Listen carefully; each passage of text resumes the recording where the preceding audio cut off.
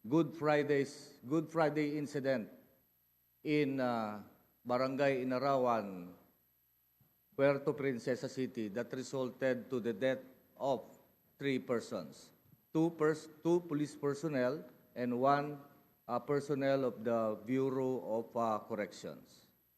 May iwasan naman dapat natin ito, and I direct the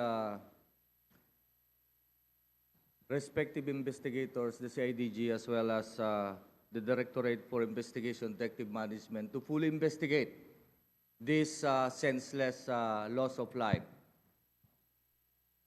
Hindi naman mangyayari sana yon if only our police officers, especially the Chief of Police, the provincial directors, are truly guiding our personnel. Ang mga pulis natin, nandun sa kalsada, nagresponde, naka-uniform, naka-civilian attire, naka-responde under the influence of alcohol, apparently, and that is being investigated. In an altercation earlier, before that response. So what's the difference between that incident way back to the incident in 2023 in Nabotas, wherein our police personnel in uniform at with proper coordination and with proper operations orders, nakabaril ng isang robbery suspect but unarmed. So make sure CIDG and DIDM to fully investigate.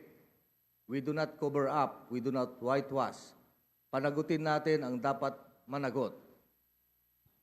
Hindi ganyan ang natutunan nating police procedure. Our police procedure is dapat naka-uniform ka, dapat alam ng station commander at ang station commander ay nagbibigay ng orders and guidance. So I already directed the regional director to jail and lock up 4 identified police personnel who responded without the knowledge of the Chief of Police. And even the Chief of Police and the provincial city director be relieved of their posts.